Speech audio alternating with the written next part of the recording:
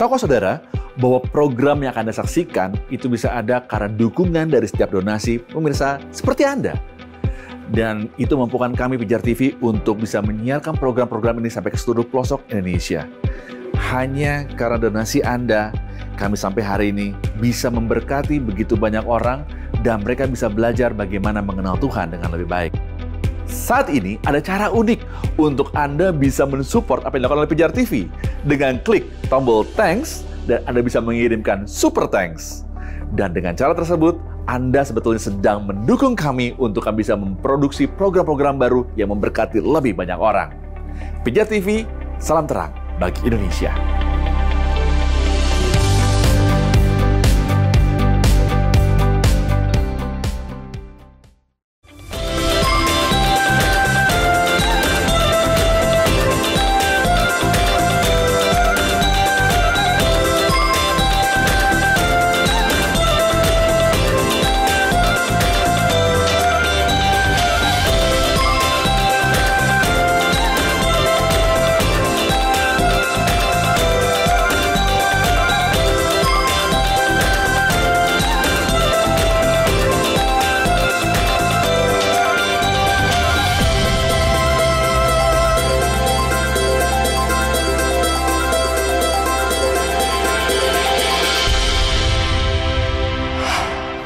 Selamat datang di program Ku Tahu Yang Ku Percaya, sebuah program yang mengajak kita belajar lebih dalam mengenai makna kekristenan dan mengenal lebih dalam tentang Allah. Bersama Pendeta Ezra Alfred Soru, kali ini kita akan membahas secara mendalam segala hal tentang pneumatologi atau doktrin Roh Kudus. Salah satu karunia Roh Kudus adalah karunia kesembuhan, yaitu karunia yang diberikan oleh Roh Kudus untuk melakukan penyembuhan seperti yang diperbuat oleh Yesus dan rasul-rasul. David L. Baker pernah berkata, karunia penyembuhan itu tidak dapat dipakai secara otomatis. Contohnya, Paulus menyembuhkan banyak orang, tetapi rekannya Timotius dan Trofimus menderita sakit. Bahkan dia sendiri didera oleh duri di dalam dagingnya. Pemilik karunia itu tidak diberi kuasa untuk menyembuhkan dengan sembarangan. Dia tidak menjadi semacam dukun Kristen, melainkan dia menerima kesanggupan untuk menyembuhkan sewaktu-waktu sesuai dengan ketentuan Roh Kudus. Terkait dengan karunia ini, ada beberapa hal yang juga perlu menjadi perhatian kita, bahwa karunia ini bisa dipalsukan. Kesembuhan bisa terjadi karena efek psikologis, dan bahkan bisa terjadi karena rekayasa dan penipuan serta trik. Lalu bagaimana mengidentifikasi karunia kesembuhan yang benar? Mari kita temukan lebih lanjut jawabannya dalam episode demi episode di program Ku Tahu Yang Ku Percaya, edisi pneumatologi. Bagi saudara yang ingin bertanya, ingin berdiskusi, dan ingin didoakan selama saudara menyaksikan program ini, saudara bisa menghubungi call center dan WhatsApp center kami di nomor telepon yang tertera di layar, dan tim respon kami senantiasa siap untuk melayani saudara. Selamat menyaksikan, Tuhan Yesus memberkati.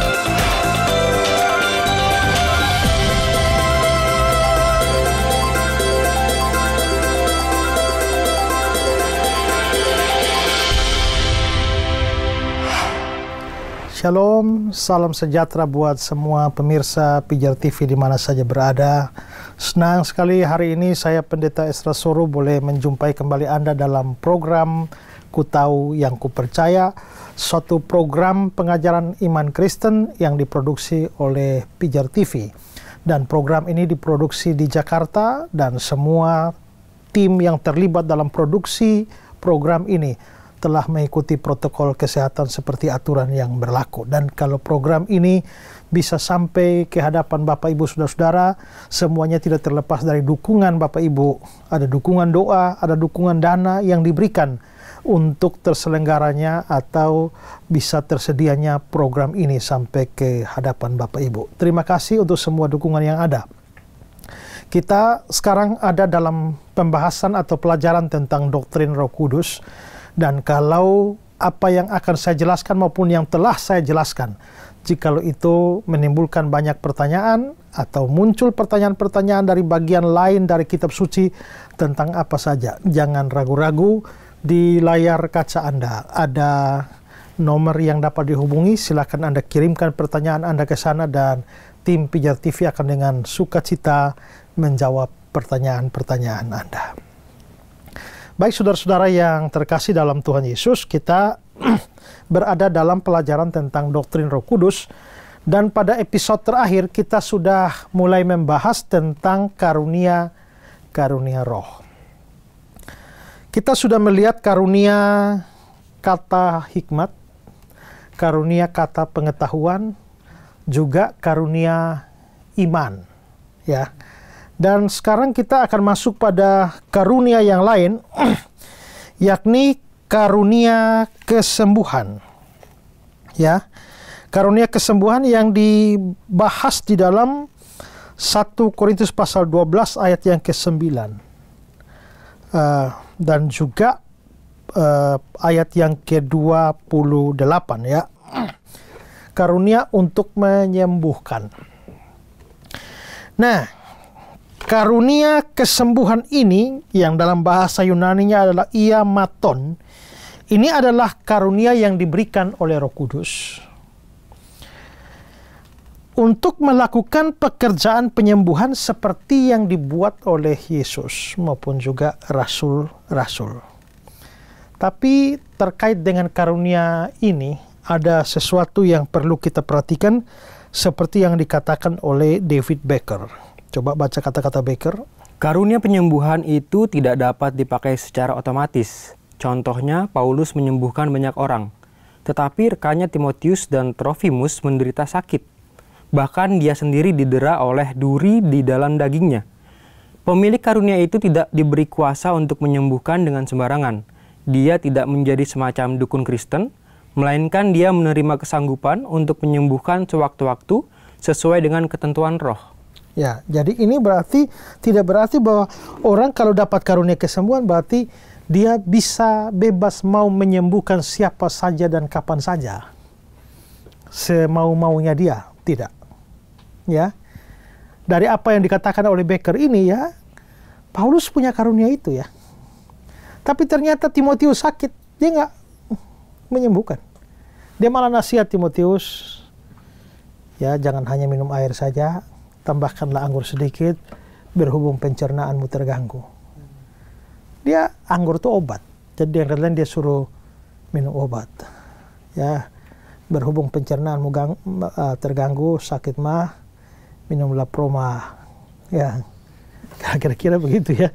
Nah, kalau Paulus bisa dengan bebas membuat kesembuhan, ya, gak usah repot-repot, dalam nama Yesus sembuhlah. Pakai repot-repot segala, ya. Trofimus juga ditinggalkan dalam keadaan sakit. Ya. Siapa lagi itu? Ya, Epaphroditus yang nyaris mati dalam pelayanan kepada Paulus itu. Kenapa tidak disembuhkan saja? Duri dalam daging. Paulus tuh kelihatannya duri dalam daging itu bisa menunjuk pada penyakit fisik tertentu. Dan harusnya kalau Paulus punya karunia begitu, ya dia tinggal dalam nama Yesus sembuhlah aku. Tapi ternyata itu tidak terjadi. Dia minta pada Tuhan 3 kali berseru supaya duri dalam daging itu diangkat. Tapi Tuhan bilang, cukup kasih karuniaku. Dalam kelemahanmu, kuasaku jadi sempurna. Jadi terlihat, ya, bahwa sekalipun seorang diberi karunia kesembuhan, itu tidak berarti bahwa dia bisa membuat kesembuhan sesuka-suka dia kepada siapa saja. Tidak. Tetap harus mengikuti kehendak Tuhan. Kapan Tuhan menghendaki karunia itu dipakai, maka dia dapat menyembuhkan orang dengan karunia itu. Ya. Nah, jadi ada orang-orang yang memang diberikan karunia seperti itu. Kalau saya jelas tidak ada karunia begitu. Karena kebanyakan orang yang saya doakan untuk sembuh, banyaknya mati. Ya. Dan banyak orang telah saya hantar ke rumah Bapa di surga. Ya.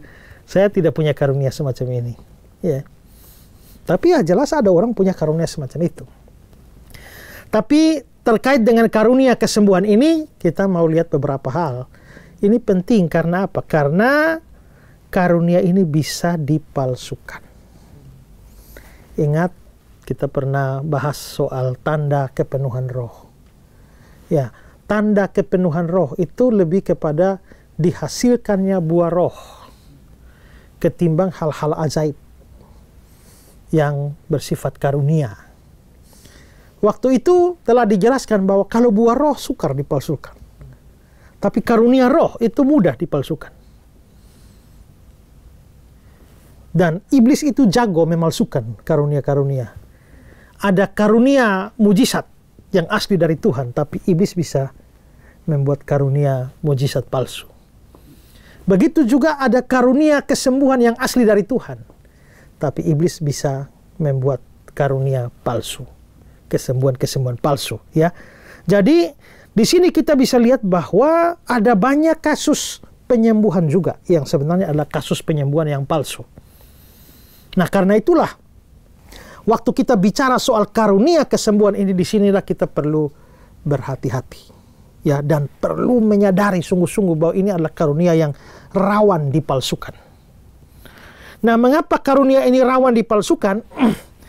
Pertama itu karena Alkitab juga mengatakan bahwa nabi-nabi palsu itu diberikan kemampuan bikin mujizat atau bikin kesembuhan, ya. Tuhan bisa melengkapi atau Roh Kudus melengkapi seorang hambanya dengan karunia kesembuhan. Tapi iblis itu bisa melengkapi utusannya, nabi palsu, rasul palsu, untuk mempunyai kemampuan menyembuhkan juga. Ya, menyembuhkan juga. Matius 24 ayat 24, coba baca.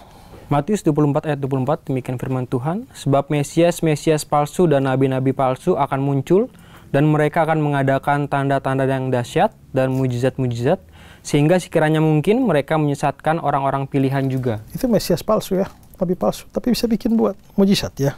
Coba 2 Tesalonika 2 ayat 9. 2 Tesalonika 2 ayat 9, demikian firman Tuhan, kedatangan si pendurhaka itu adalah pekerjaan iblis. Pekerjaan iblis. Kedatangan si pendurhaka itu antikris, ya, adalah pekerjaan iblis. Jadi di balik antikris itu ada iblis. Terus, dan akan disertai rupa-rupa perbuatan ajaib, tanda-tanda, dan mujizat-mujizat palsu. Nah, jadi ada pekerjaan iblis, tapi ada tanda-tanda, mujizat-mujizat palsu. Itu ikut, ya. Sekarang coba lihat lagi Wahyu 13 ayat 11 sampai 14. Wahyu 13 ayat 11 sampai 14, demikian firman Tuhan. Dan aku melihat seekor binatang lain keluar dari dalam bumi dan bertanduk dua, sama seperti anak domba, dan ia berbicara seperti seekor naga. Dan seluruh kuasa binatang yang pertama itu dijalankannya di depan matanya. Ia menyebabkan seluruh bumi dan semua penghuninya menyembah binatang pertama yang luka parahnya telah sembuh. Dan ia mengadakan tanda-tanda yang dahsyat, bahkan ia menurunkan api dari langit ke bumi di depan mata semua orang. Ia menyesatkan mereka yang diam di bumi dengan tanda-tanda yang telah diberikan kepadanya untuk dilakukannya di depan mata binatang itu. Ya, jadi kita bisa lihat, ya, bahwa keajaiban-keajaiban bisa dibuat. Maka termasuk kesembuhan-kesembuhan juga itu bisa dibuat. Maka memang karunia ini rawan dipalsukan oleh iblis karena memang hamba-hamba iblis, utusan-utusan iblis itu juga dilengkapi dengan kemampuan membuat mujizat atau kesembuhan ini, ya. Coba baca kata-kata James Ferguson. Seperti Kristus meneguhkan ajaran-ajarannya dengan mujizat-mujizat, demikian juga setan meneguhkan ajaran-ajaran yang salah dalam kerajaan antikristus dengan mengerjakan tanda-tanda dan perbuatan-perbuatan ajaib. Ya, karena itulah berhati-hatilah kalau saudara adalah orang yang terlalu gila kesembuhan ilahi. Ya. Dan di mana ada KKR kesembuhan ilahi, saudara tidak mau tahu, pokoknya hadir dan anggap semua pasti dari Tuhan. Maka saudara adalah orang yang paling rawan tertipu. Ya, saya tidak mengatakan bahwa semua yang mengadakan KKR kesembuhan ilahi pasti dari setan, bukan. Tapi ayat-ayat yang kita melihat, yang sudah kita lihat, menunjukkan bahwa setan pun bisa melakukan hal yang sama. Ya, setan pun melakukan hal yang sama. Setan memalsu. Karena kalau ada karunia yang spektakuler adalah karunia menyembuhkan, ya. Dan di mana ada acara kesembuhan, manusia dari berbagai macam pelosok dunia ini berbondong-bondong kan. Coba kalau bilang, hadirilah seminar penginjilan. Berapa banyak yang hadir? Seminar penginjilan. Ya, dikit aja ya. Hadirilah kelas pelajaran Alkitab, doktrin Tritunggal. Tapi hadirilah KKR kesembuhan ilahi. Buta melihat, lumpuh berjalan, ya, tuli mendengar, orang mati bangkit. Wah, ini satu stadion tidak bisa tampung. Nah, karena minat yang begitu banyak, begitu besar dari orang terhadap kesembuhan inilah, maka setan mau memalsu karunia ini. Karena hasilnya banyak. Ya, hasilnya banyak, ya. Coba kata-kata dari MacArthur. Ayah saya punya semboyan, orang tidak memalsukan apa yang tidak berharga. Anda tidak pernah mendengar pemalsuan kertas bungkus. Ya, jadi kertas bungkus nasi itu deh. Ya, atau daun pisang tuh bikin daun pisang palsu. Itu tidak berharga. Tuh orang tidak bikin pemalsuan itu, ya. Oke. Tak ada orang yang memalsukan kayu, tapi orang memalsukan uang, intan, dan perhiasan lainnya.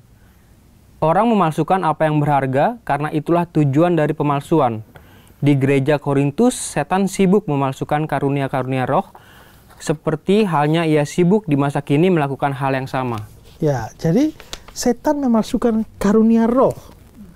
Dalam hal ini di Korintus itu bahasa roh. Ya. Maka sama juga dengan dia memalsukan karunia-karunia sekarang. Karena itu adalah karunia-karunia yang berharga. Semakin berharga satu karunia, iblis berusaha untuk memalsunya. Jadi, karunia kesembuhan ini bisa dipalsukan karena apa? Karena ada iblis di balik itu. Dia memalsukannya. Alasan lain mengapa sampai karunia ini bisa dipalsukan, karena ini bisa, kesembuhan ini bisa terjadi karena efek psikologis. Ya. Ingat ya, bahwa orang kalau sakit, ya, itu bisa disebabkan karena murni masalah fisik. Ya. Ya, karena virus corona, ya, orang sakit, ya. Karena bakteri, orang bisa mengalami penyakit tertentu. Itu murni fisik. Lalu ada orang bisa sakit, ini aspek, kalau ini fisik, ini medis. Ada demonis. Demonis itu demon dari setan. Jadi ada orang bisa sakit karena pekerjaan kuasa gelap. Ya. Dulu saya pernah KKR di satu tempat dan saya menantang untuk orang-orang yang pakai kuasa gelap, yang dukun-dukun bertobat. Besok paginya ada orang kakek-kakek datang menyerahkan diri, bawa satu ember jimat-jimatnya. Ya, saya lihat di ember itu ada kotoran kuda, ada korek api, ada daun-daun, dan dia jelaskan satu-satu, Pak. Ini untuk bikin orang sakit perut, ini bikin orang sakit kepala, ini untuk apalah begitu. Terus saya lihat ada engsel pintu. Saya tanya, kalau ini untuk bikin suami istri berkelahi. Ya, tidak disantet saja suami istri sudah berkelahi, apalagi kalau disantet, ya kan? Jadi rupanya ada seperti itu. Orang memang bisa sakit karena kuasa gelap. Ini demonis. Tapi ada orang sakit karena masalah psikis. Ya, masalah terlalu banyak, beban pikiran, dia bisa kena mah. Ya. Itu tidak boleh dibalik bahwa kalau mah berarti lagi stres. Ya, tapi stres bisa bikin mah. Itu masalah psikis. Makanya Alkitab bilang di Amsal 17 itu, hati yang gembira adalah obat yang manjur. Tapi semangat yang patah itu sakit karena psikis. Begitu semangatmu patah, semangat itu ada di jiwa. Maka tulangmu menjadi kering. Tapi kalau hatimu gembira, itu di jiwa. Maka itu jadi obat yang manjur. Bisa sembuh. Nah, maka di sini kita bisa lihat bahwa memang kesembuhan secara psikis itu bisa terjadi, terutama kalau sakitnya disebabkan karena psikis. Ya, jadi kalau kamu misalnya tidak punya uang, ya, lalu pikiran terlalu banyak, akhirnya ya, lalu saya hibur kamu, jangan khawatir lah, bulan depan saya kasih kamu 1 miliar lah. Hatimu langsung senang kan? Mahmu hilang. Ya kan? Hilang. Itu karena masalah psikis. Bisa terjadi. Tapi kalau yang murni fisik ini tidak bisa. Misalnya bapak bawa motor, tabrakan, kaki patah. Coba, hati yang gembira adalah obat. Coba gembira. Saya lihat itu tulang sambung tidak. Kan tidak. Iya kan? Nah, jadi harus tahu penanganannya masing-masing, ya. Ya, kalau itu karena setan, ya silakan usir setan. Ya. Gitu. Tapi kalau ini sakit, betul-betul sakit karena pengaruh cuaca lalu flu, nggak ada setan di situ. Tidak usir setan. Dalam nama Yesus setan flu, saya usir. Ya. Kau pakai doa puasa juga sampai usir itu setan flu, juga tidak ada setan flu di situ. Ya. Itu cukup Bodrex atau Sana flu. Jadi, ya. Nah, jadi macam-macam ada itu. Tapi kita bisa lihat bahwa ada sakit-sakit yang memang karena pengaruh psikis. Itu bisa sembuh kalau dirangsang jiwanya. Ya. Atau dia bisa penyakit fisik, tapi begitu psikis dirangsang, maka dia bisa untuk sementara itu mengalami kesembuhan. Ya. Maka disinilah, ini yang dalam beberapa episode sebelumnya saya sudah singgung bahwa itu bahkan bisa semacam pengaruh hipnotisme. Saya lihat di internet itu ya, bahkan sekarang mereka ada orang yang buka pelatihan hipnotis. Bahkan katanya hipnotisme itu bisa dipakai untuk kesembuhan. Ya. Sampai sebenarnya saya ingin ikut. Saya ingin ikut supaya mau melihat bahwa, dan dikasih dalam iklan tuh, dengan hipnotis tuh bisa begini aja roboh, lalu bikin kesembuhan. Kayak orang di KKR ya. Jadi saya ingin belajar hipnotisme itu untuk bisa tahu dan saya bisa menyembuhkan orang dan menumbangkan orang. Untuk menunjukkan bahwa ini bukan pekerjaan Roh Kudus. Hipnotis pun bisa melakukan hal yang sama. Ya. Nah, kalau ternyata secara hipnotisme itu bisa menyembuhkan orang, maka kita bisa lihat bahwa banyak kesembuhan ilahi terjadi. Sebenarnya bukan kesembuhan ilahi, tapi kesembuhan psikis. Ya. Nah, disinilah peranan untuk orang di bawah, yang penting rangsang jiwanya. Itulah sebabnya di dalam KKR diberi keyakinan melalui kata-kata. Ya, diberi kata-kata, Tuhan pasti menyembuhkan kamu. Haleluya, percaya. Apalagi musik sudah tambah. Dan membawa orang pada suasana trans tertentu, maka kesembuhan memang bisa terjadi. Tapi itu bukan kesembuhan ilahi, kesembuhan psikis. Dan kalau itu adalah penyakit fisik, waktu dirangsang secara psikis bisa terjadi kesembuhan. Tapi tidak lama. Begitu habis KKR, dia pulang kambuh. Karena begitu sampai rumah, kan secara psikis dia sudah turun lagi. Waktu di atas panggung KKR, suasana itu terbawa dia. Naik suasananya dengan musik, lalu akhirnya dia juga secara psikologis itu terangkat, maka terjadilah keajaiban sesaat, kesembuhan sesaat. Sampai di rumah 2 hari kemudian sudah turun. Kok kambuh lagi?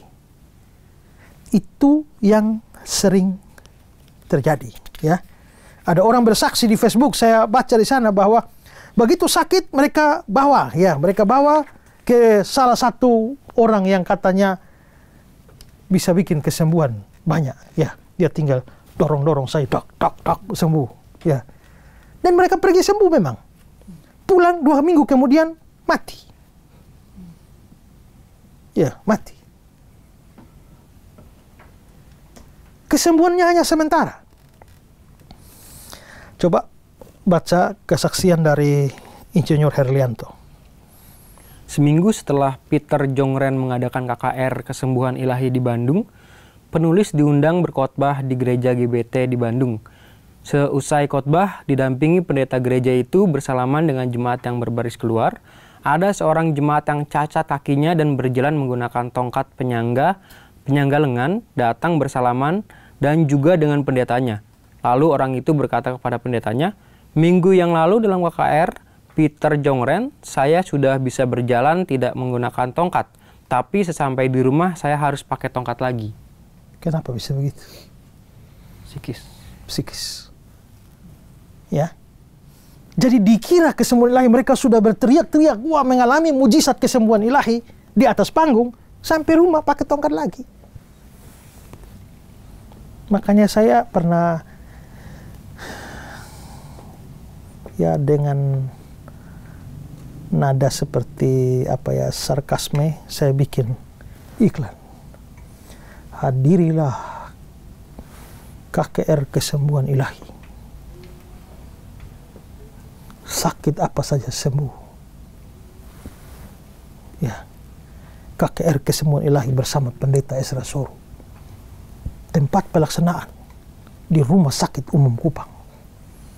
Sebelum naik untuk didoakan, diperiksa dokter dulu sakitnya. Habis didoakan, kembali periksa dokter. Sembuh. Kenapa mereka nggak bikin begitu? Kenapa semua harus di lapangan?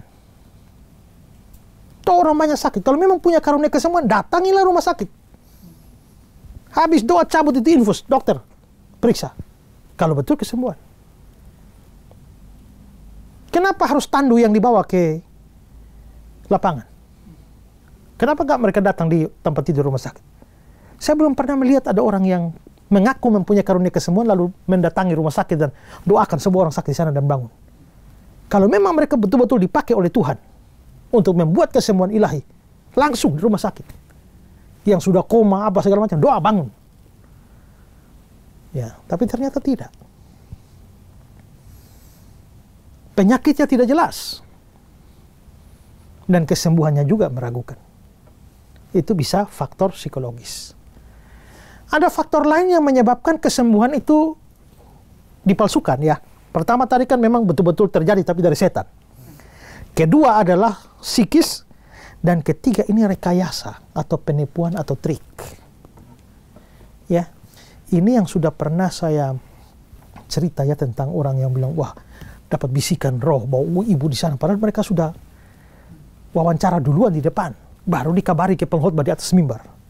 Ya itu jelas adalah sesuatu pemalsuan. Dan ini banyak terjadi. Banyak orang bersaksi mengalami mujizat kesembuhan, tapi sebenarnya palsu. Di Kenya itu ada sejumlah pelacur disewa. Disewa untuk bersaksi bahwa mereka telah mengalami kesembuhan. Ya, ketika ada KKR dari seorang pendeta namanya Michael Joroge. Ya, dia sewa pelacur-pelacur. Nanti separuh datang dengan mulut bengkok. Lalu minta didoakan. Bengkok-bengkok begini, lalu setelah didoakan dalam lurus. Tapi celakanya adalah setelah acara KKR selesai, pelacur-pelacurnya nggak dibayar. Marahlah pelacur-pelacur itu, langsung bikin konferensi pers. Untuk mengumumkan bahwa mana bayaran, tuntut bayar. Kami sudah disewa untuk berpura-pura disembuhkan. Itu terjadi itu, ya. Coba baca. Itu ini memang agak panjang tapi coba baca kesaksian ini, ya. Beberapa waktu yang lalu, seorang pelacur, Esther Muwende, membongkar kesaksian palsu penyembuhan atas nama Yesus. Sang pendeta memintanya untuk berpose sebagai seorang wanita dengan mulut bengkok dan kemudian datang hari Minggu berikutnya untuk bersaksi bahwa ia telah disembuhkan melalui doa pendeta dan ia memenuhi. Penyembuhan palsu yang sering dilakukan pendeta Michael Joroge dari gereja Fire Ministries Kenya akhirnya terkuak setelah adanya pengaduan pelacur yang telah disewa untuk memberikan kesaksian palsu telah disembuhkan dan menerima mujizat setelah didoakan. Namun kontrak sewa tidak dibayar. Akhirnya para pelacur menuntutnya. Esther Muwende mengatakan, ia bertemu pendeta Michael Njoroge di Embakasi Fire Ministries yang mendekatinya sebagai pelanggan. Pendeta mengunyah buah terlarang dan kemudian memulai sebuah misi untuk menipu para pengikutnya. Istri Njoroge yang terasing, Esther Kagure, membenarkan apa yang disampaikan pelacur tersebut. Ia menegaskan bahwa pernyataan itu benar karena dia tahu pastor dengan baik. Kagure mengklaim bahwa bahkan ketika mereka bersama-sama, pendeta digunakan untuk membayar orang untuk mengklaim mereka telah sembuh dari HIV/AIDS dan penyakit lainnya. Terkait masalah ini, setelah mengungkap masalah ini, Esther Mwende mendapatkan ancaman dari orang yang tidak dikenal media, mengungkap perilaku pendeta yang menggunakan cara tidak bermoral untuk merayu jemaat. Pada saat yang sama, pendeta Michael Njoroge juga mengancam 2 wartawan yang meliput hal tersebut. Gereja juga melakukan pengamanan ketat, seperti beberapa pengunjung muda diperiksa saat memasuki gereja dan melarang setiap orang yang membawa kamera. Kalau saudara tidak percaya, cari di Google. Ya, ini ada videonya.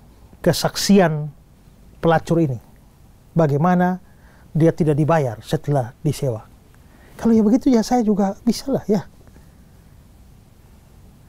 Tolong nanti mengaku punya sudah kanker stadium 4 ya.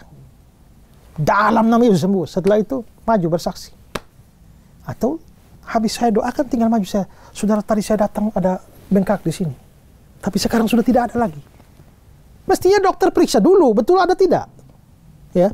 Habis dokter periksa baru datang doakan. Habis dokter datang lalu lihat ada enggak? Ya. Tapi itu tidak terjadi. Ya. Saya tidak menyangkali bahwa ada kesembuhan ilahi yang sungguh-sungguh ya. Itu mungkin saja terjadi karena Tuhan bisa tetap melakukan mujizat kesembuhan dengan memberikan kuasa atau karunia kesembuhan kepada hamba-hambanya. Tapi terlalu banyak pemalsuan yang membuat kita harus berhati-hati. Ya. Ada seorang pendeta namanya Paulus Tenker, sekarang dia sudah mualaf, ya. Dan dia memberikan kesaksian sewaktu dia urus KKR waktu dia jadi Kristen. Nah, dia bilang begini. Khusus untuk KKR, kami melatih orang-orang untuk berpura-pura lumpuh, buta, bisu, dan berbagai penyakit lainnya. Lalu pura-pura disembuhkan para pengkhotbah dan jemaat pun akan histeris dan percaya mujizat. Nah ini terlepas dia sudah mualaf, ini apa dia memang hanya fitnah atau enggak, saya nggak tahu ya. Tapi jelas bahwa hal semacam itu terjadi ya. Coba baca kata-kata keterangan dari Insinyur Helianto. Urusan penipuan atau hoax dalam pelayanan KKR, kesembuhan ilahi sudah banyak diteliti di Amerika Serikat. Terbukti banyak penginjil penyembuh melakukan penipuan dengan cara menyiapkan skenario orang-orang yang bersaksi mengalami kesembuhan spektakuler. Ya, itu banyak terbongkar. Saudara silakan cari di YouTube. Miracle for Sale. Itu ada kesaksian, jadi ada seorang yang namanya Darren Brown. Dia ini seorang mentalis Inggris. Dan dia, begitu dia melihat cara orang pendeta-pendeta bikin KKR kesembuhan ilahi, dia kok rasanya kok aneh ya. Dia kok, ini sesuatu yang bisa dipalsukan sebenarnya. Ini kira-kira sama seperti sekarang ini, pesulap merah. Ya, yang lihat, wah ada yang bikin, apa namanya, dukun-dukun yang katanya ajaib-ajaib, tetapi itu trik, maka dibongkar. Nah, Darren Brown ini seorang mentalis. Dan dia melihat KKR dari pendeta-pendeta ini, dia kok merasa, ini rekayasa. Jadi akhirnya dia bilang, saya bisa menciptakan pendeta penyembuh seperti itu. Lalu dia akhirnya membuat seleksi. Karena itu dia mencari calonnya dan dia mendapati seorang yang namanya Nathan. Dan dia mau mempersiapkan Nathan untuk menjadi seorang pendeta penyembuh. Ya. Maka setelah dia dapati, untuk membuat trik penipuan ini makin nyata, maka Nathan sekarang kamu bukan lagi nama Nathan, tapi diberi nama baru, yaitu pendeta James Collins. Lalu dirancanglah website tertentu tentang pelayanannya pendeta James Collins, supaya orang kalau cari di Google itu bisa dapat tentang James Collins ini. Lalu setelah semua siap, dia latih cara berkhotbah, ya, cara berbicara dengan meyakinkan di depan massa itu seperti apa, dengan trik-trik sugesti dia latih. Dan bahkan dia melatih bagaimana caranya untuk bikin semacam kesembuhan Misalnya orang yang kakinya satu panjang satu pendek, itu bagaimana caranya dalam nama Yesus ditarik itu menjadi sama rata kakinya. Ya, saudara nonton film sendiri, ada triknya semua itu.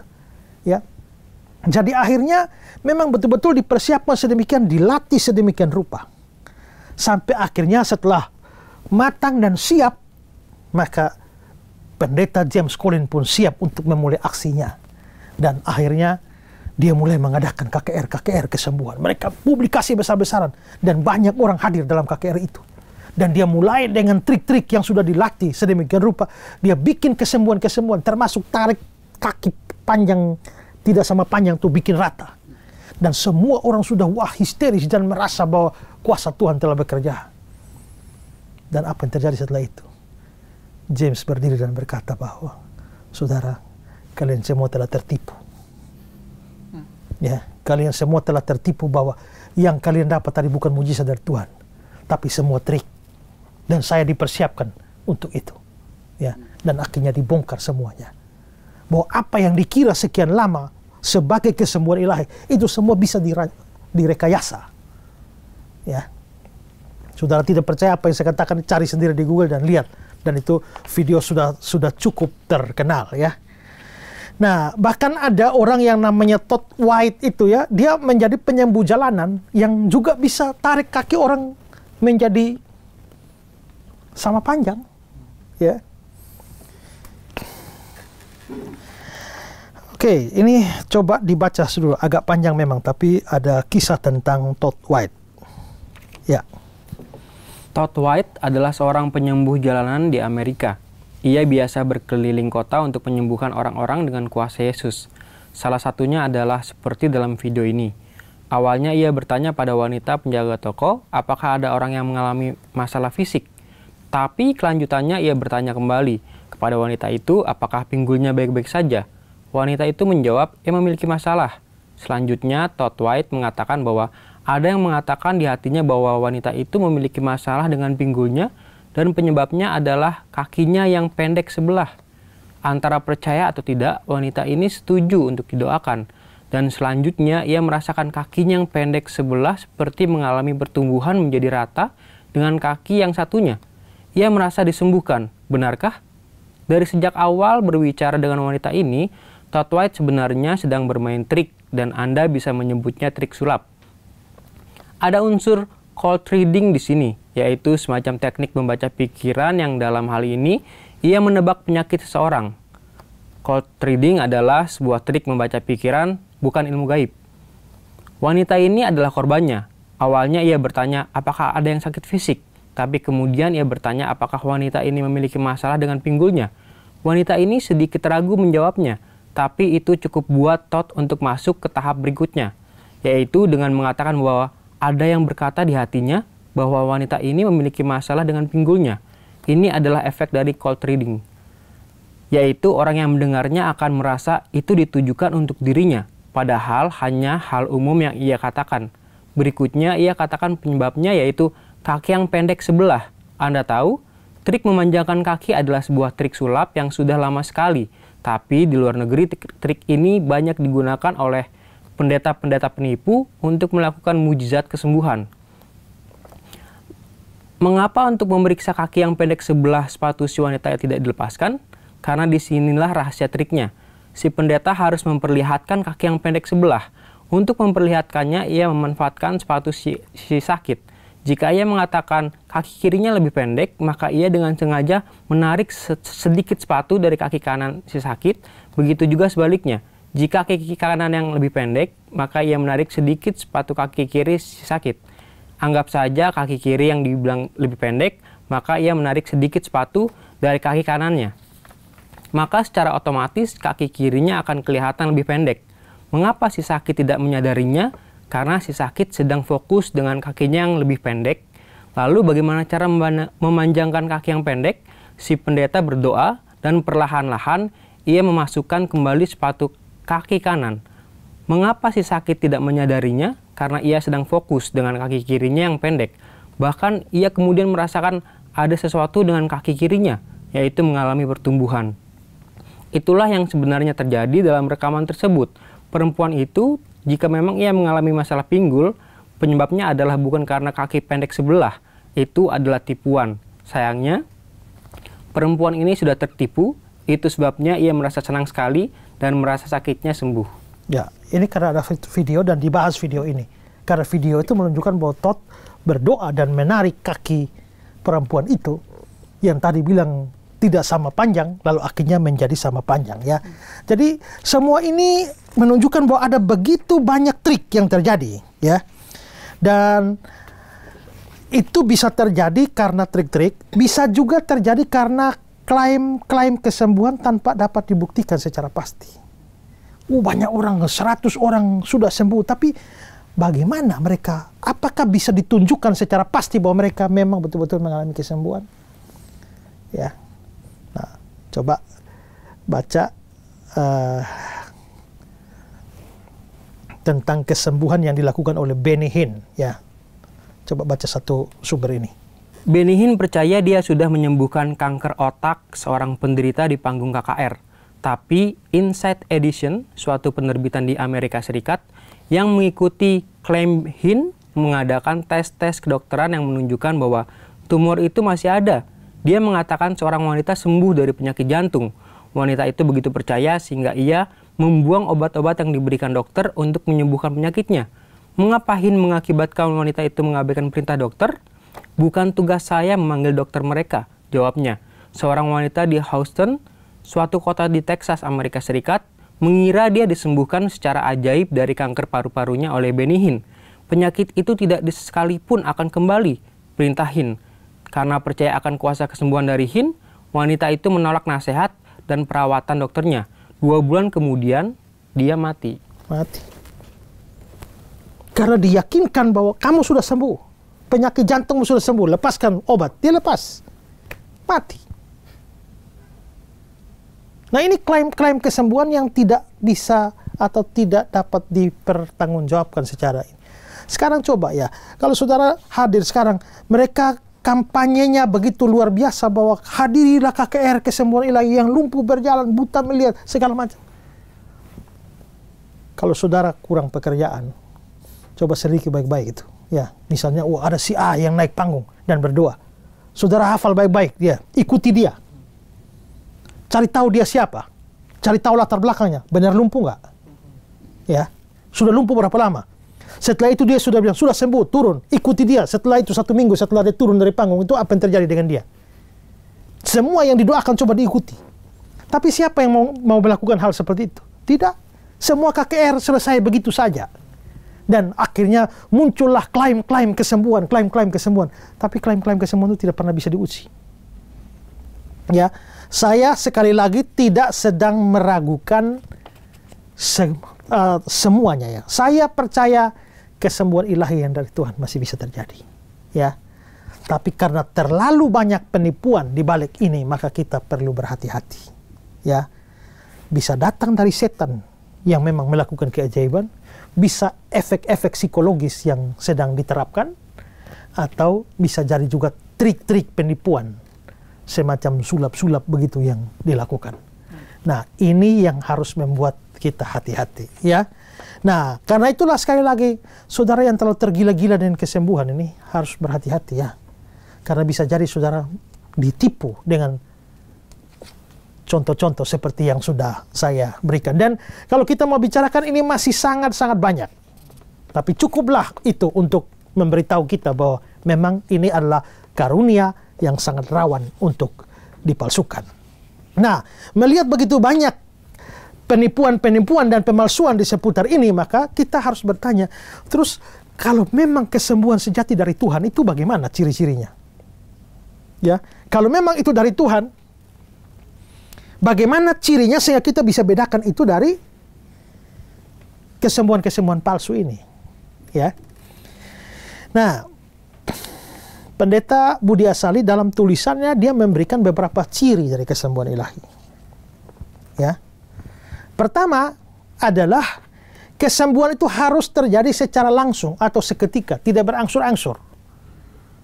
Coba lihat Tuhan Yesus kasih kesembuhan, bikin kesembuhan tuh orang ya. Lumpuh jalan-jalan. Dari tadinya tidak bisa jalan sama sekali, bangunlah dan berjalan-jalan. Bukan tadi tidak bisa jalan sama sekali, setelah didoakan, sekarang mulai jalan pincang-pincang. Gak bisa. Kesembuhan ilahi terjadi secara langsung seketika, tidak berangsur-angsur. Kedua, kesembuhan ilahi itu harus bersifat total. Penyakitnya harus sembuh total. Ya, coba baca kata-kata Pendeta Budi Asali. Dalam kitab suci, semua kesembuhan ilahi terjadi seperti itu. Tidak ada orang lumpuh yang setelah mengalami kesembuhan ilahi, lalu bisa berjalan tetapi pincang. Tidak ada orang buta yang setelah mengalami kesembuhan ilahi, lalu bisa melihat tetapi harus menggunakan kacamata minus. Tidak ada orang tuli yang setelah mengalami kesembuhan ilahi, lalu bisa mendengar tetapi harus menggunakan hearing aids. Tetapi lihatlah kesembuhan-kesembuhan ilahi zaman sekarang ini. Bukan main banyaknya orang yang sembuh setengah-setengah, tetapi mengaku telah mengalami kesembuhan ilahi. Ini jelas bukan kesembuhan ilahi. Ya, kesembuhan ilahi itu harus total sembuhnya. Gak bisa sembuh setengah-setengah. Sekarang banyak kesembuhan setengah-setengah, dan seperti yang saya jelaskan tadi. Selanjutnya, ciri ketiga dari kesembuhan ilahi itu adalah penyakitnya tidak boleh kambuh. Ya, baca lagi Pendeta Budi Asali. Dalam kitab suci tidak pernah ada orang yang setelah mengalami kesembuhan ilahi lalu kambuh lagi penyakitnya. Bahkan 9 orang kusta yang tidak tahu terima kasih dalam Lukas 17 ayat 11-19 juga tidak kambuh penyakitnya. Tetapi zaman sekarang sering sekali ada orang yang katanya mengalami kesembuhan ilahi tetapi lalu kambuh kembali penyakitnya. Ini omong kosong. Ini pasti bukan kesembuhan ilahi, tetapi kesembuhan psikologis. Ya. Ini yang seperti saya bilang tadi. Begitu emosi orang atau psikis orang itu dirangsang, naik, maka terjadilah kesembuhan. Tapi begitu kembali emosinya turun, ya sudah, kambuh lagi penyakitnya. Itu kesembuhan psikologis. Kesembuhan ilahi itu tidak pernah kambuh. Ya, di dalam Alkitab kita tidak pernah menemukan hal itu. Ya, itu ciri kesembuhan ilahi. Ya, juga penulis Paul Enns itu memberikan sejumlah ciri kesembuhan ilahi. Coba baca kata-kata Paul Enns. Suatu penyelidikan dari kesembuhan-kesembuhan di Perjanjian Baru oleh Kristus dan para rasul menunjukkan bahwa kesembuhan-kesembuhan itu adalah secara spontan, sempurna, permanen, terbatas. Penyakit fisik contohnya lepra.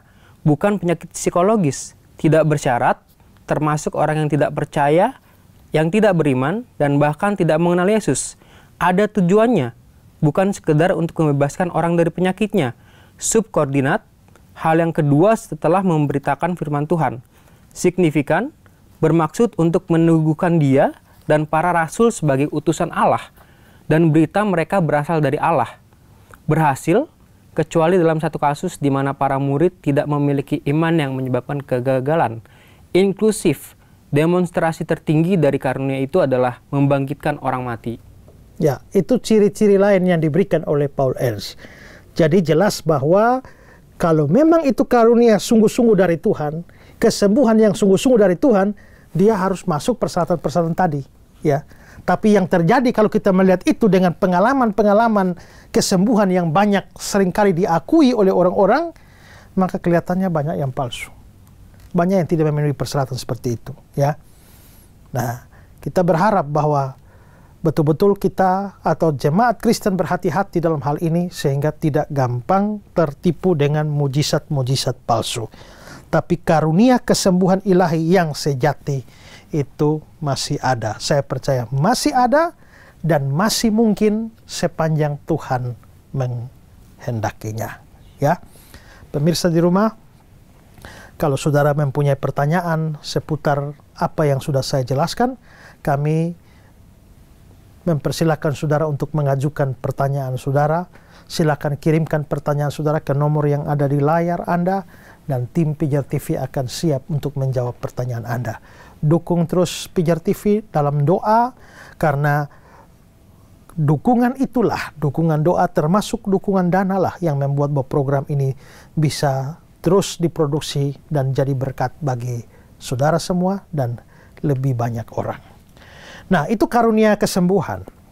Sekarang kita mau masuk pada karunia yang lain yang memang agak mirip. Ya. Itu adalah karunia mengadakan mujizat. Ya, karunia mengadakan mujizat. Apa bedanya karunia kesembuhan dengan karunia mengadakan mujizat?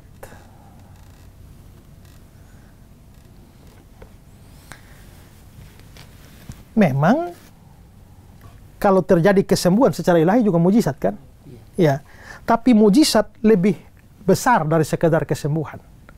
Dengan kata lain, mujizat itu adalah banyak perbuatan ajaib, salah satunya adalah kesembuhan. Ya. Tapi jelas bahwa mujizat itu lebih besar dari sekedar kesembuhan. Karena tidak semua keajaiban atau mujizat adalah kesembuhan. Ya. Ini dalam bahasa Yunani adalah dunamis, berarti kuasa, kekuatan, kesanggupan. Ya, dunamis. Ingat dinamo. Dinamit. Itu kan kekuatan. Ya. Jadi dinamo, dinamis itu adalah kekuatan, dan ini sering berarti bahwa ini adalah sesuatu keajaiban. Ya, mujizat itu adalah keajaiban. Coba perhatikan komentar dari Billy Graham, penjelasan Billy Graham. Suatu kejadian yang dihasilkan di luar kuasa dari hukum jasmani yang telah diketahui, itu adalah suatu kejadian yang terjadi karena kuasa Allah. Sesuatu yang sungguh mengagumkan, suatu keajaiban. Paul Enns. Mujizat berarti kuasa atau suatu karya dari kuasa. Ya, jadi karunia mengadakan mujizat adalah karunia untuk melakukan perbuatan-perbuatan ajaib selain menyembuhkan orang. Karena menyembuhkan orang juga ya termasuk keajaiban juga, mujizat juga, tapi ini lebih luas, ya. Ini misalnya terjadi ketika Ananias dan Safira, ya, itu satu kali Petrus omong, putus napas mereka kan. Waktu mereka mau tipu tuh ya. Dia omong, langsung jatuh mati. Ini sebuah keajaiban. Bagaimana nyawa orang bisa tercabut hanya dengan satu kalimat. Itu keajaiban. Itu mujizat. Ya. Juga, coba baca Kisah 13 ayat 11. Kisah Para Rasul 13 ayat 11, demikian firman Tuhan. Sekarang lihatlah, tangan Tuhan datang menimpa engkau, dan engkau menjadi buta. Beberapa hari lamanya engkau tidak dapat melihat matahari, dan seketika itu juga orang itu merasa diliputi kabut dan gelap, dan sambil meraba-raba ia harus mencari orang untuk menuntun dia. Ya, di sini kita bisa lihat bahwa seorang tukang sihir dikatakan, engkau menjadi buta. Tukang sihir itu langsung buta. Saya bilang, buta lah engkau berapa hari ini. Tiba-tiba kamu buta. Kalau kesembuhan, berarti orang buta dibuat melihat kan? Yang ini, orang melihat dibikin buta. Ya? Tapi keajaiban juga kan? Pasti karena kekuatan supranatural, sehingga orang yang tadinya melihat bisa dibikin buta. Dalam Kisah 19 ayat 11-12, coba baca. Kisah Para Rasul 19 ayat yang 11 dan 12, demikian firman Tuhan. Oleh Paulus, Allah mengadakan mujizat-mujizat yang luar biasa. Bahkan orang membawa sapu tangan atau kain yang pernah dipakai oleh Paulus dan meletakkannya atas orang-orang sakit, maka lenyaplah penyakit mereka dan keluarlah roh-roh jahat. Lenyaplah penyakit mereka, berarti ada kesembuhan juga kan? Tapi ada lebih dari itu, yaitu roh jahat keluar. Mujizat-mujizat yang luar biasa. Ya. Dan juga di Roma 15, 18, 19, ya, apa yang dikerjakan oleh Kristus olehku, yaitu memimpin bangsa-bangsa lain oleh perkataan dan perbuatan, oleh kuasa, tanda-tanda, mujizat-mujizat, dan oleh kuasa roh. Maka kita bisa lihat ini mujizat. Ini seperti, ya saya nggak tahu saudara pernah dengar atau tidak, tapi hari ini, sekarang ini, setiap tahun di NTT, di satu kota yang dari Kupang ke sana, itu namanya Kota Soe. Itu setiap tahun ada acara peringatan sesuatu yang terjadi pada tahun 1960-an. Ya. Beberapa minggu yang akan datang, itu saya diundang khusus juga dengan hamba Tuhan untuk menjadi salah satu pembicara dalam acara peringatan itu. Peringatan apa? Karena peringatan sebuah peristiwa di mana air berubah jadi anggur. Ya. Itu cukup terkenal. Di mana dalam sebuah persekutuan, ya, entah bagaimana ceritanya, pokoknya terjadi mujizat di mana air ketika mereka berdoa, air itu berubah menjadi anggur dan semua menikmati. Jadi persis seperti yang terjadi di Kana. Ya, itu diperingati sekarang setiap tahun di NTT. Itu mujizat. Musa membelah laut. Bangsa Israel, Sungai Yordan terbelah. Nah, itu adalah peristiwa-peristiwa supranatural. Jadi ini lebih luas dari sekedar kesembuhan. Ya, lebih luas dari kesembuhan. Oke, sekarang kita masuk pada karunia yang lain, yaitu karunia bernubuat. Nah, karunia bernubuat ini apa? Di dalam Alkitab, kalau kita perhatikan, nubuat itu mempunyai arti lebih dari satu. Ada dua pengertian nubuat sebenarnya ya. Coba baca kata-kata Henry. Kepada yang lain, ia memberikan karunia untuk bernubuat, yaitu kemampuan untuk mengetahui hal-hal yang terjadi di masa depan, yang merupakan pengertian yang lebih umum daripada nubuatan, atau menjelaskan firman dengan kemampuan istimewa yang diberikan roh. Coba lihat ya. Kemampuan mengetahui hal yang terjadi di masa depan. Ini ya seperti Yesaya bilang, wah nanti akan seorang anak diberikan, atau Mika 5 menubuatkan tentang Yesus. Itu bicara tentang sesuatu yang akan terjadi di masa depan. Tapi ada arti lain, yaitu menjelaskan firman dengan kemampuan istimewa. Itu termasuk nubuat. Coba lagi kata-kata John Wesley Brill. Karunia ini berkenaan dengan penyampaian firman dari Allah. Ada kalanya karunia ini mengandung unsur memberitahukan hal-hal yang akan terjadi, tetapi pada umumnya artinya adalah menyampaikan firman dari Allah. Jadi bisa untuk menyampaikan semacam ramalan. Ya, tapi pada umumnya menyampaikan firman Allah. Berarti bernubuat ini itu punya dua arti, ya.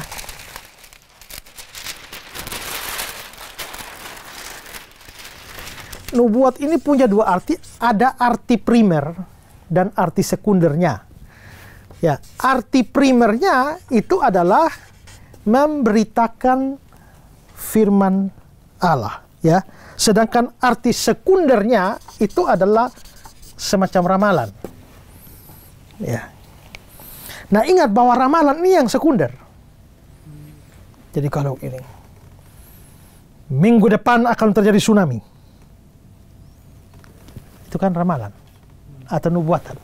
Ya. Itu sekunder. Sekian lama yang kita tahu adalah bernubuat itu ya begitu. Tapi itu bukan arti utama, ya. Coba kata-kata dari Wayne Grudem. Pada zaman Perjanjian Baru, istilah nubuat digunakan dalam hidup sehari-hari, yang artinya adalah pengetahuan supernatural atau ramalan tentang sesuatu yang akan datang, tetapi tanpa konotasi kuasa ilahi. Ya, pokoknya sesuatu yang sifatnya ramalan itu sekunder. Tapi arti utama dari nubuat itu adalah memberitakan atau menyampaikan firman Tuhan. Bahwa arti semacam ini benar terlihat dalam penggunaan kata ini di 1 Korintus, di mana kata nubuat selalu dihubungkan dengan pengetahuan, pengajaran, pembelajaran, dan kata-kata sejenisnya. Coba kita survei ya dua bagian ayat. 1 Korintus 13 ayat 2. 1 Korintus 13 ayat 2, demikian firman Tuhan, sekalipun aku mempunyai karunia untuk bernubuat dan aku mengetahui segala rahasia dan memiliki seluruh pengetahuan. Oke. Karunia untuk bernubuat, tapi dihubungkan dengan mengetahui segala rahasia, memiliki seluruh pengetahuan. Ini nubuat dihubungkan dengan itu. Oke, pasal 14, 1 Korintus, ayat 3. Ayat 3, tetapi siapa yang bernubuat, ia berkata-kata kepada manusia. Ia membangun, menasihati, dan menghibur. Oke, jadi lihat ya.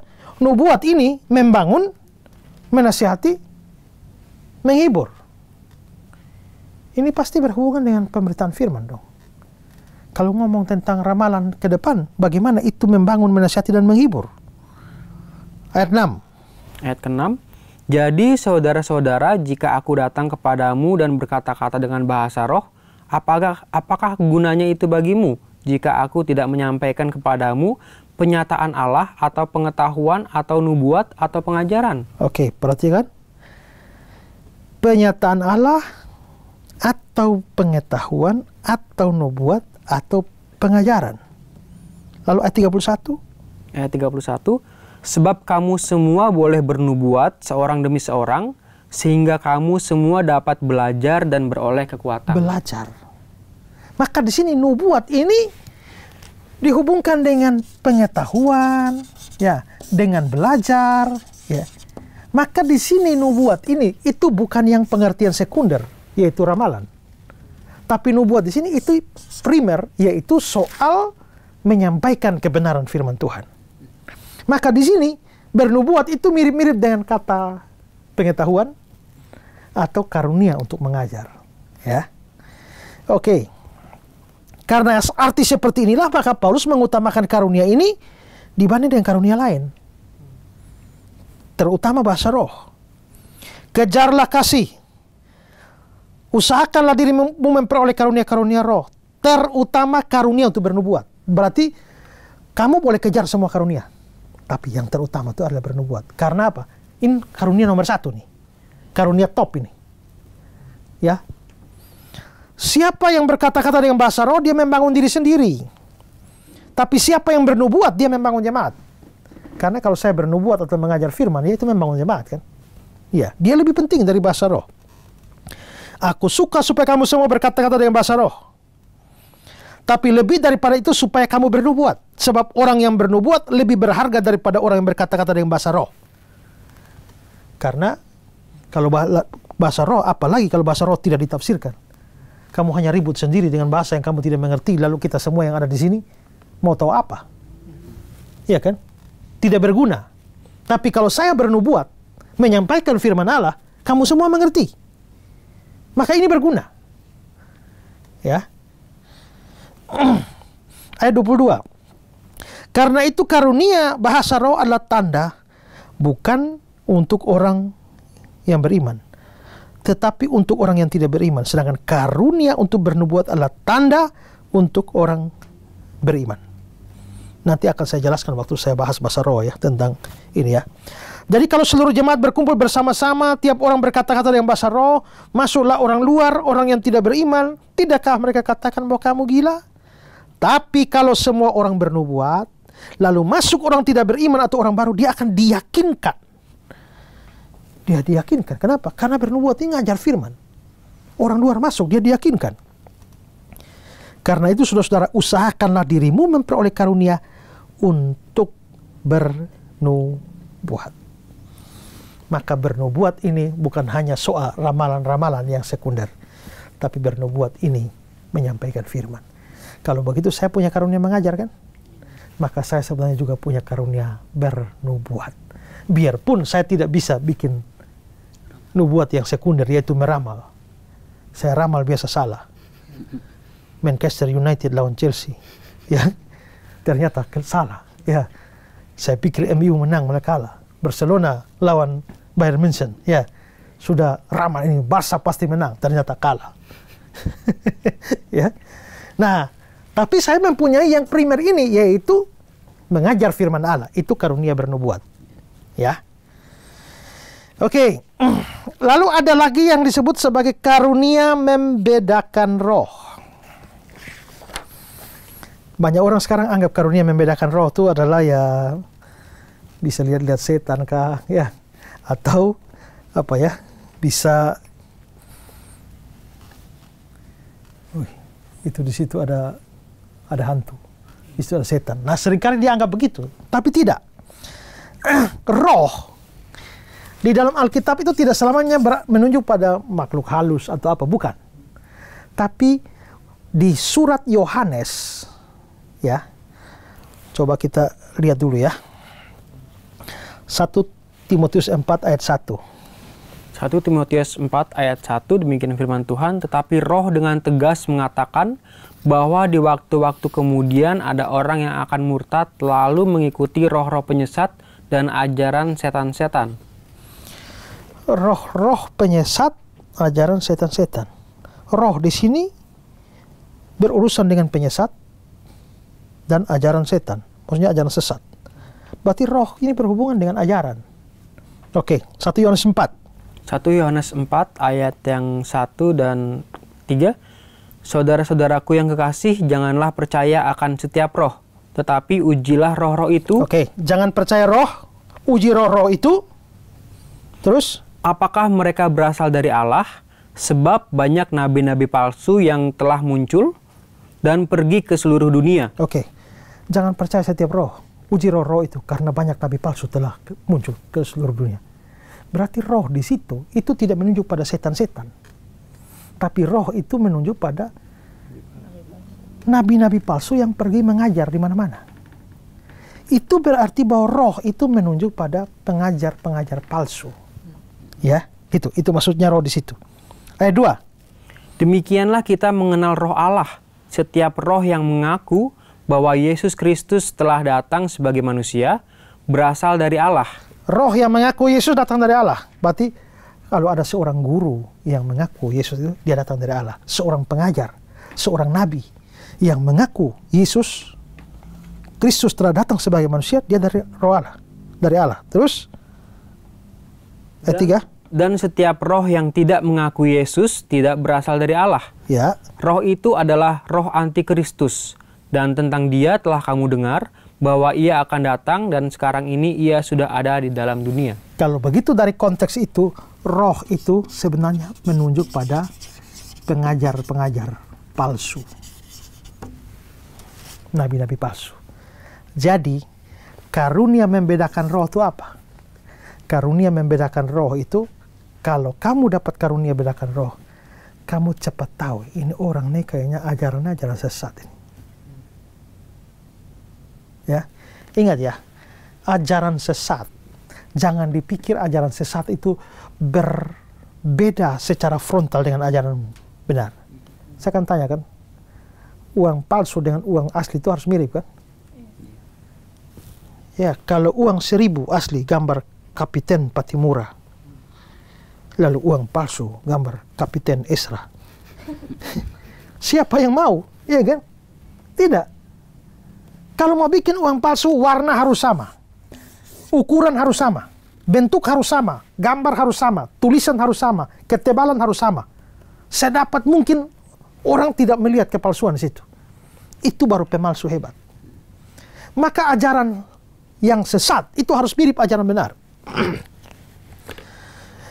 Kalau kamu mau bunuh orang, kamu campur nasi pada racun atau campur racun pada nasi?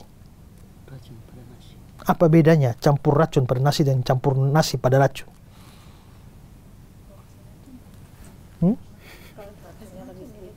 Ya? Kalau langsung kasih racun dia tahu. Jadi? Harus kasih nasi, taruh nasi baru dibawa campur racun supaya dia tidak tahu. Nasi campur racun? Racun campur nasi. Atau racun campur nasi? Racun Nasi campur nasi. Nasi campur racun. Apa bedanya? Ya? Nah, porsinya. Kalau nasi campur racun, nasinya banyak, racunnya dikit.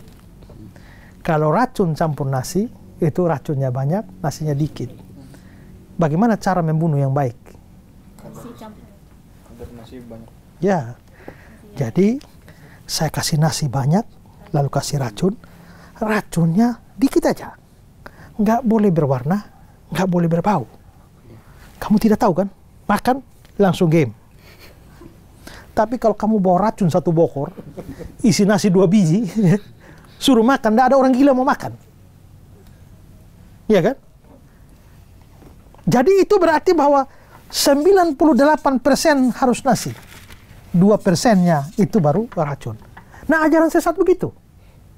Ajaran sesat itu jangan harap bahwa dia betul-betul sesat jadi kelihatan, langsung kelihatan. Tidak. Dia bisa jadi 98%. Itu ajaran asli dari Alkitab. Tapi 2%-nya mematikan. Waktu orang seperti itu khotbah di gereja dengan 98% ajaran Alkitab dan 2% ajaran sesat, berapa jemaat yang sadar? Tidak.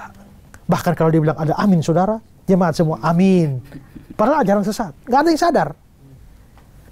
Ya, itulah sebabnya Alkitab bilang ya, waspadalah terhadap nabi palsu yang menyamar seperti domba, padahal mereka serigala. Mereka itu serigala. Menyamar seperti domba dalam bahasa aslinya itu adalah berbaju domba. Dia serigala tapi pakai baju domba. Ingat, serigala tidak menyamar saja bahaya. Apalagi dia menyamar, ya kan? Artinya dia tidak nongol keserigalaannya. Yang nongol itu adalah kedombaannya.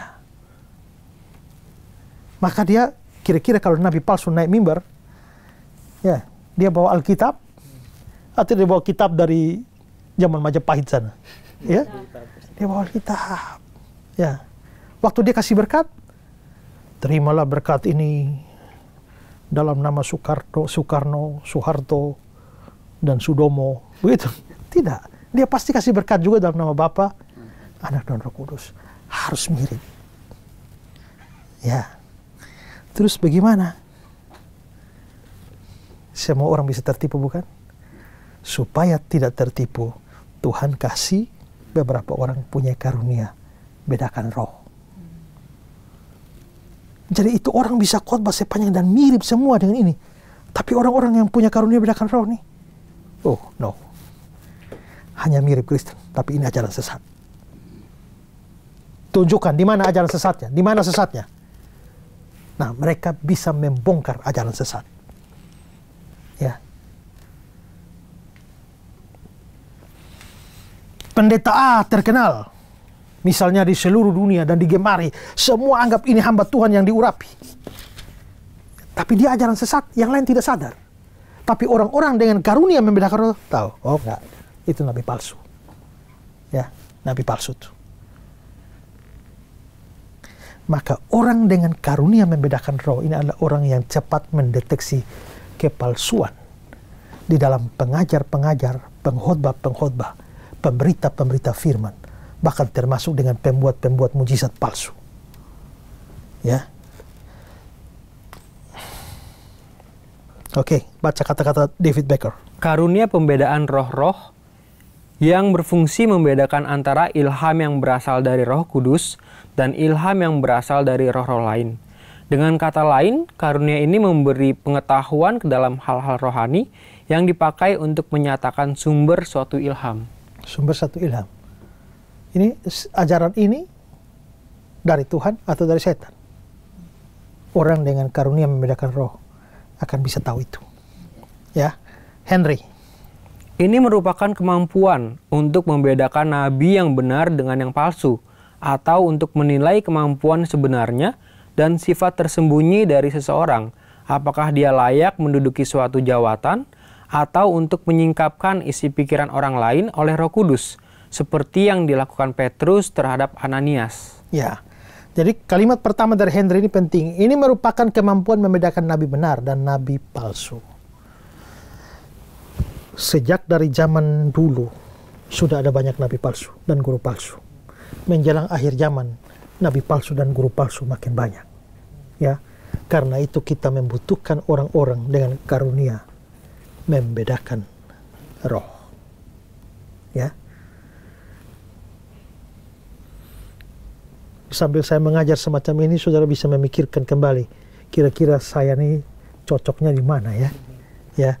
Oh, saya ini kayaknya punya karunia membedakan roh. Oh, saya ini karunia mujizat.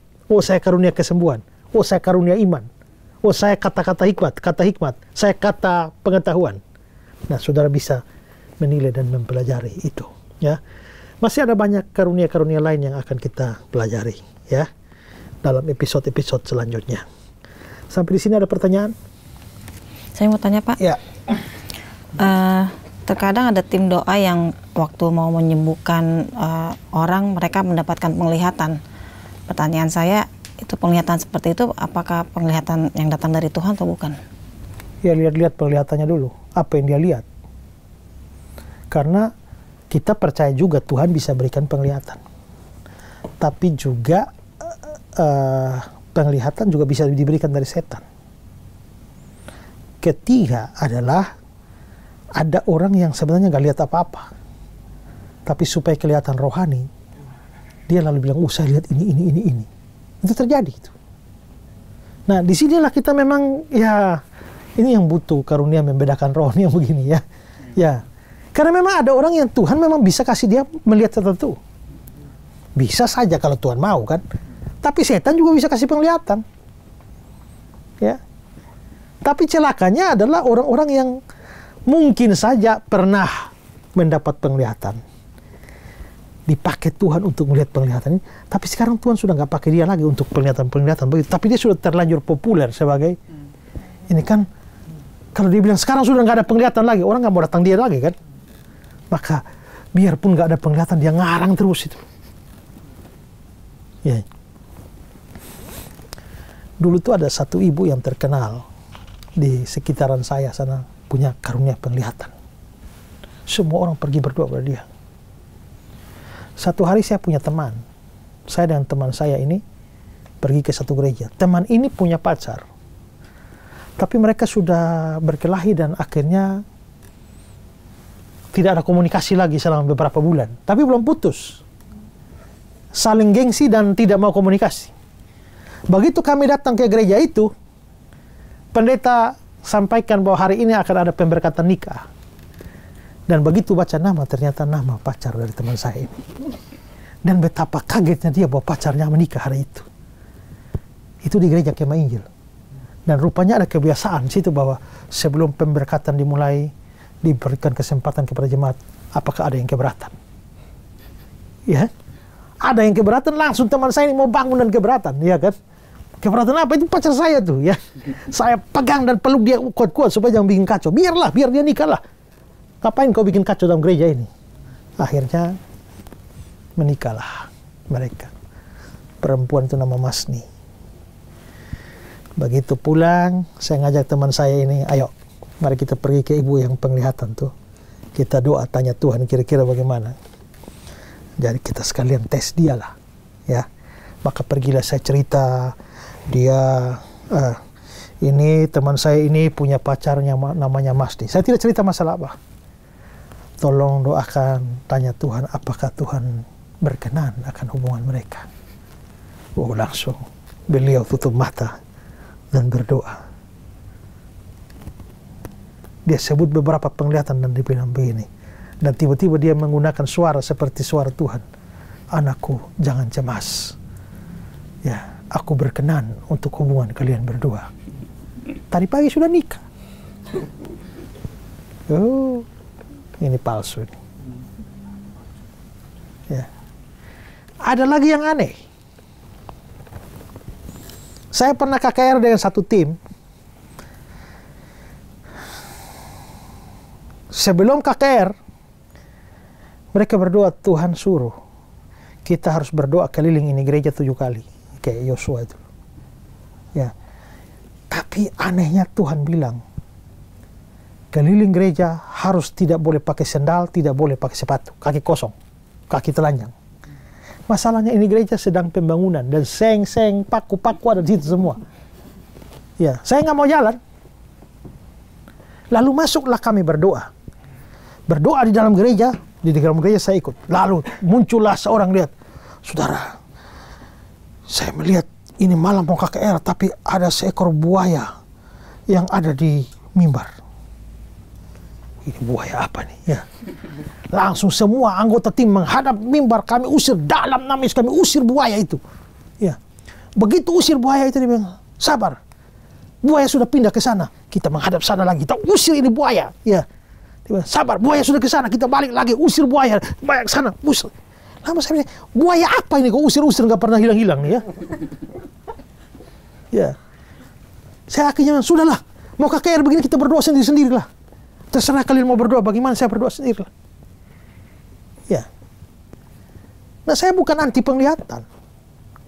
Saya orang persekutuan doa juga yang saya percaya beberapa penglihatan itu sungguh memang Tuhan pakai.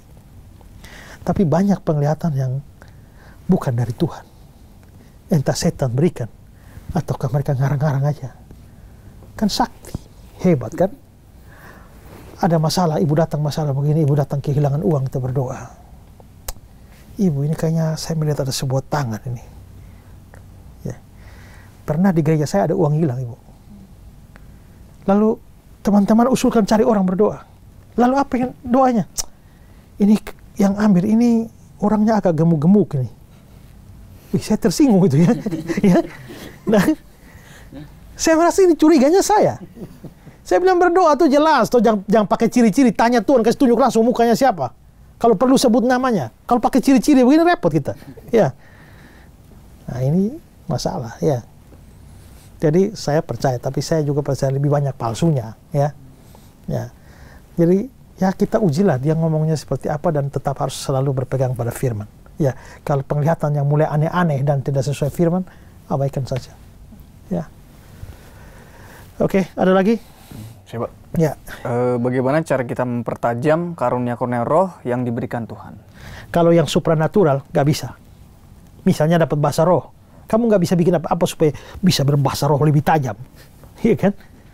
Tidak bisa bikin apa-apa supaya dapat karunia untuk kesembuhan supaya lebih hebat lagi. Mau bikin apa? Cara pertajam, nggak bisa.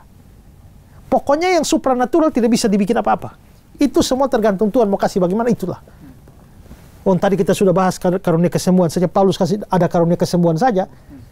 Mau menyembuhkan sahabatnya tidak bisa kok. Dibiarkan. Menyembuhkan dirinya juga tidak bisa. Jadi yang supranatural nggak bisa dibuat apa-apa. Ya, seberapa Tuhan kasih itulah. Tapi kalau yang terkait dengan bakat, itu bisa. Kan sebelumnya kita sudah bahas dalam episode sebelumnya tentang apa sih bedanya karunia dan bakat. Bakat itu alamiah, tapi begitu kita percaya Yesus, bakat diarahkan dan dipersembahkan pada Tuhan jadi karunia. Jadi misalnya kamu punya karunia bakat main musik. Ya. Setelah itu kamu percaya Yesus, kamu persembahkan untuk pelayanan. Bagaimana cara kamu mempertajam keahlian musikmu? Belajar. Ya belajar terus. Kalau perlu kursus. Ya. Kalau pintar nyanyi, kalau perlu kursus nyanyi. Ya. Pertajam saja apa yang bisa.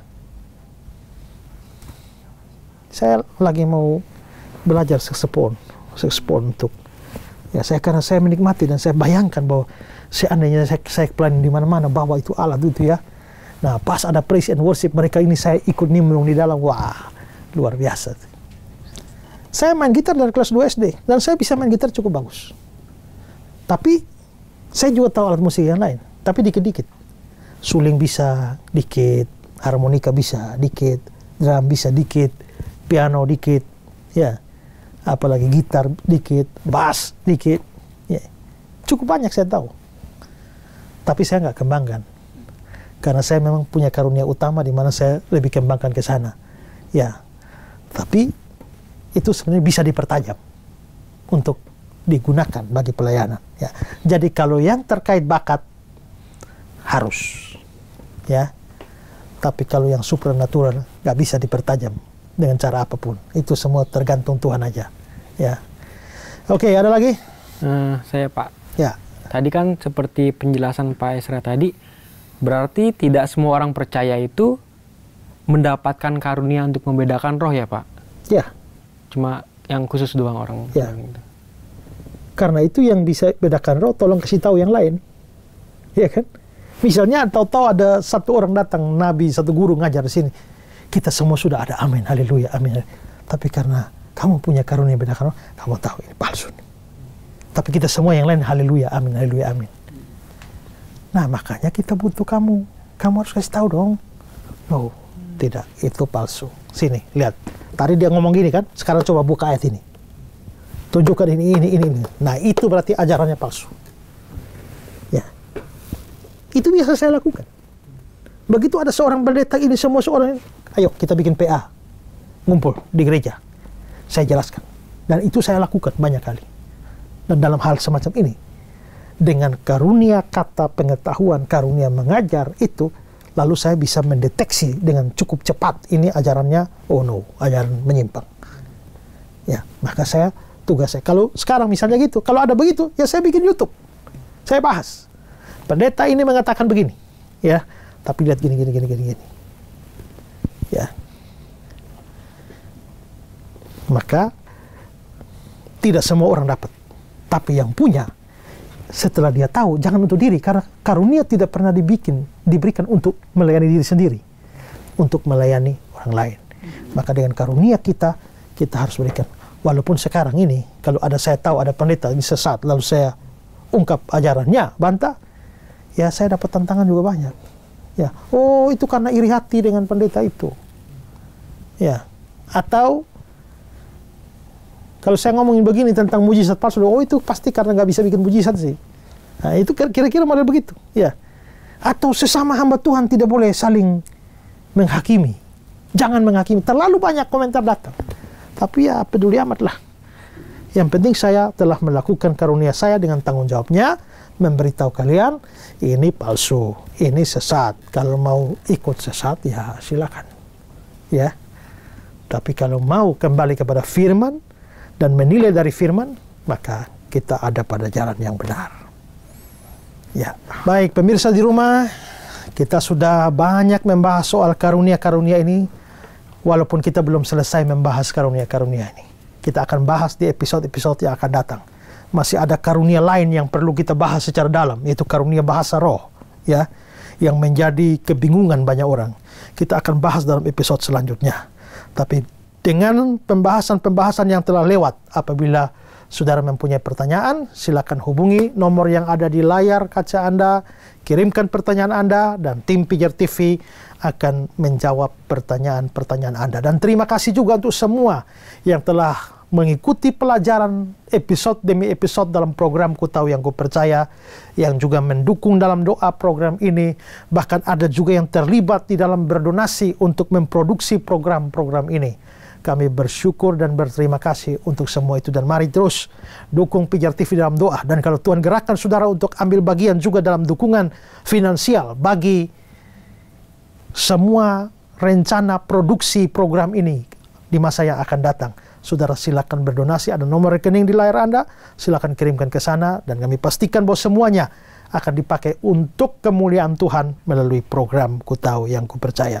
Saya Pendeta Esra Soru bersama dengan rekan-rekan di studio ini dan seluruh tim mengucapkan terima kasih pada saudara. Sampai jumpa di episode yang akan datang. Tuhan memberkati. Salam terang bagi Indonesia.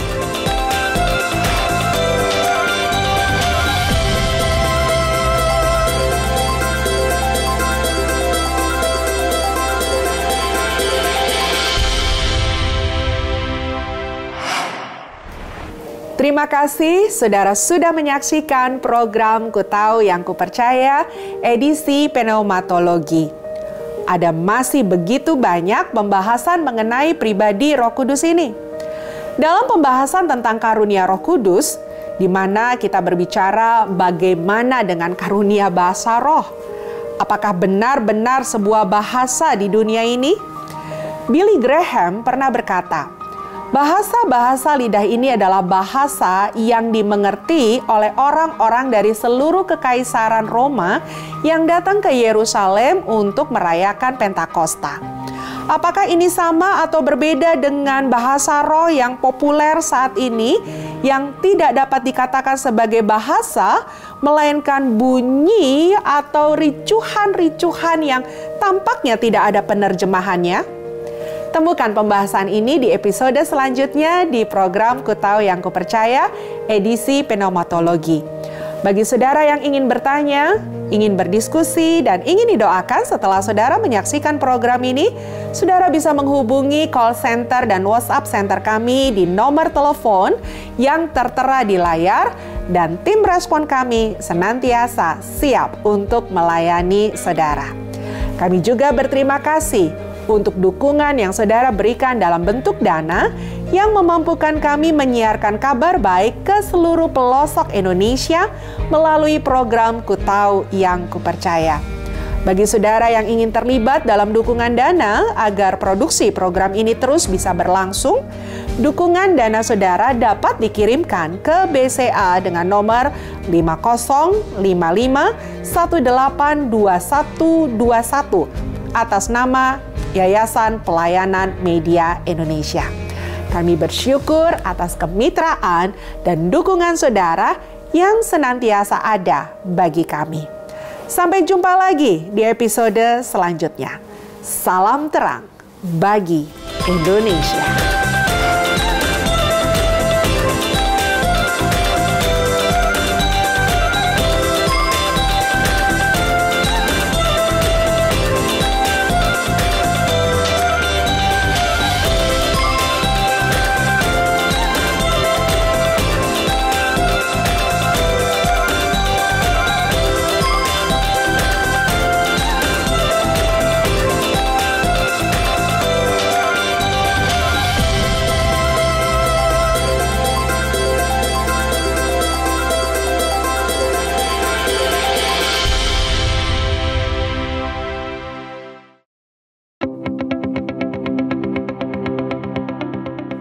Sahabat Pijar TV, Shalom, apa kabar? Terima kasih sudah menjadi sahabat dan menjadi pemirsa setia program-program Pijar TV. Kami sungguh rindu agar saudara bukan saja diberkati dengan menyaksikan program-program ini, tapi juga dapat berinteraksi dengan kami untuk berdiskusi dan bahkan didoakan melalui WhatsApp dan telepon yang tertera di layar kaca ini.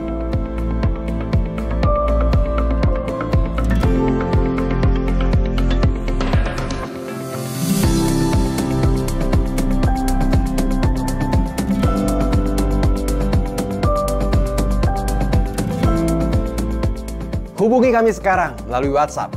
Tim Respon Pijar TV siap untuk melayani saudara. God bless you.